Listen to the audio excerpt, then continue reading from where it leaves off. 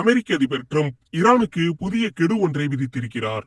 48 மணி நேரத்திற்குள் ஹோர்முஸ் நீரிணையை திறக்காவிட்டால் ஈரானின் மின் நிலையங்கள் முற்றிலுமாக அழிக்கப்படும் என டிரம்ப் பகிரங்கமாக எச்சரித்திருக்கிறார். டிரம்ப் தனது மிரட்டலை செயல்படுத்தினால் இப்பிராந்தியத்தில் உள்ள அமெரிக்காவின் அனைத்து எரிசக்தி கட்டமைப்புகளையும் குறிவைத்து தாக்குவோம் என ஈரானும் பகிரங்கமாக எச்சரித்துள்ளது. என்ன நடக்கிறது? இந்த காணொலியில் சுருக்கமாக பார்க்கலாம். அமெரிக்கா மற்றும் இஸ்ரேல் ஈரானுடன் நடத்தி வரும் போர் 4வது வாரத்தை எட்டியிருக்கிறது.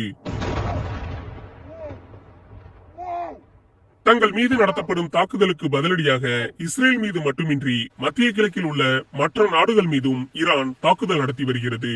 அங்கிருக்கும் அமெரிக்க தளங்களை குறிவைப்பதாக ஈரான் கூறுகிறது. ஆனால் பொதுமக்கள் நிலைகளும் குறிவைக்கப்படுவதாக சம்பந்தப்பட்ட நாடுகள் கூறுகின்றன. அதேபோல உலகின் கடல்வழி போக்குவரத்தின் முக்கிய வழித்தடமாக உள்ள ஹோர்முஸ் நீரிணையையும் ஈரான் கட்டுப்படுத்தி வருகிறது.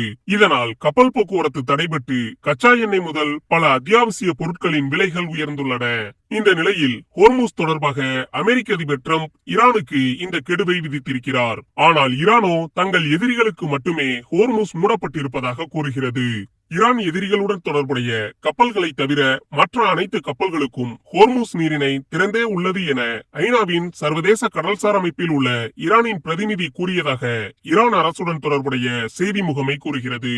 அந்த செய்தியின்படி ஈரானுடன் ஒருங்கிணைந்து பாதுகாப்பு ஏற்பாடுகளை செய்து ஹோர்முஸை கடப்பது சாத்தியம் என்றும் அவர் கூறியுள்ளார். ஹோர்முஸ் நீரிணை வழியாக செல்லும் சில கப்பல்களிடமிருந்து ஈரான் $2 மில்லியன் கட்டணத்தை வசூலித்து வருவதாக ஈரானிய நாடாளுமன்ற உறுப்பினர் அலாதீன் போருஜெடி அந்நாட்டு அரசு தொலைக்காட்சியில் தெரிவித்துள்ளார்.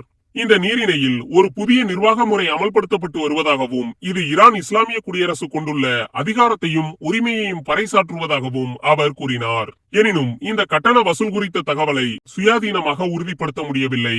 சரி, டிரம்ப் விடுத்த கெடுவுக்கு ஈரான் எப்படி எதிர்வினையாற்றும்? தங்கள் மின் நிலையங்கள் தாக்கப்பட்டால் வளைகுடாவில் உள்ள அமெரிக்காவுடன் தொடர்புடைய எரிசக்தி உட்கட்டமைப்புகள் மீது தாக்குதல் நடத்தி பதிலடி கொடுப்போம் என ஈரான் கூறியுள்ளது. எதிரிகளுடன் தொடர்பில்லாத கப்பல்கள் ஈரானுடன் ஒருங்கிணைந்தால் ஹோர்முஸ் நீரிணையில் பாதுகாப்பான பயணம் கிடைக்கும் என்றும் ஈரான் கூறியுள்ளது. இந்த கருத்தை ஈரான் தொடர்ந்து கூறி வருவதும் குறிப்பிடத்தக்கது. ஈரானின் இஸ்லாமிய புரட்சிகர காவல் படையின் உளவு பிரிவு பிராந்தியத்திற்கு அப்பாற்பட்டும் சிந்தித்து வருகிறோம் என கூறியதாக அதனுடன் தொடர்புடைய ஃபார்ஸ் செய்தி முகமை தெரிவித்துள்ளது. இது பற்றி கூறும் துபாயில் இருந்து செய்தி சேகரிக்கும் தெற்காசிய செய்தியாளர் அசாதே மோஷிரி, ஹோர்முஸ் நீரிணை மீதான தனது கட்டுப்பாட்டை நீக்குவது இந்த போரில் ஈரான் தனது முக்கிய பலத்தை இழப்பதற்கு சமம் என்கிறார். அதே நேரம் மின் உற்பத்தி நிலையங்கள் மீது தாக்குதல் நடத்துவேன் என்ற தனது அச்சுறுத்தலை டிரம்ப் நிறைவேற்றினால் அது ஈரானுக்கு பேரழிவுகரமான விளைவுகளை ஏற்படுத்தும் என்றும் அவர் கூறுகிறார். இந்த நிலையில் சமீபத்திய தகவலாக புதிய எச்சரிக்கையும் இஸ்லாமிய புரட்சிகர காவல் படை வெளியிட்டுள்ளது.